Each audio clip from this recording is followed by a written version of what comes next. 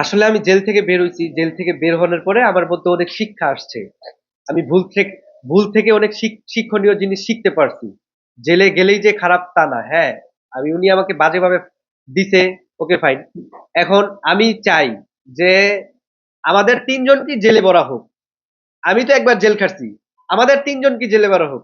Riyamoni, hero Alam, ম্যাক্সুবি, আমাদের তিনজনকে জেলে ভরা হোক। এই কারণে, কারণ আজকে আমরা তিনজন সমাজের একজন কীট পতঙ্গ। আমার নিজেরই লজ্জা হচ্ছে যে ছোট ছোট বিষয় নিয়ে আজকে সমাজের কাছে আমরা কালারিং, আর সমাজ আমাদের থেকে কি শিখবে?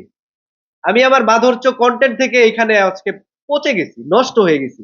এখানে আমাকে ফাঁসানো হয়েছে। আপনারা কেন বুঝেন না? বারবার একটা কথা বললে কেন বুঝেন না?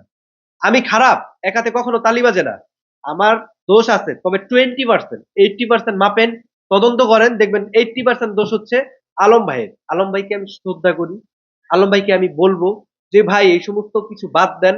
আপনি যদি রিয়ামনির সাথে মিলেন, থাকতে চান, তাহলে আপনারা দুইজনে একান্ত ভাবে বসেন। কিসের মিডিয়া? মিডিয়া আপনারা ভাত দিবে? মিডিয়ার থেকে ইনকাম করবেন, ওকে ফাইন। আপনারা ভালো একটা কাজ করেন, কাজের সবাইকে ছড়ায় দেন আমরা ভালো কাজ করতেছি। এই সমস্যা, ওই সমস্যা, ছি। আবার নিজের মা আমাকে এখন দোষী মনে করে এই সমস্ত কাজের জন্য।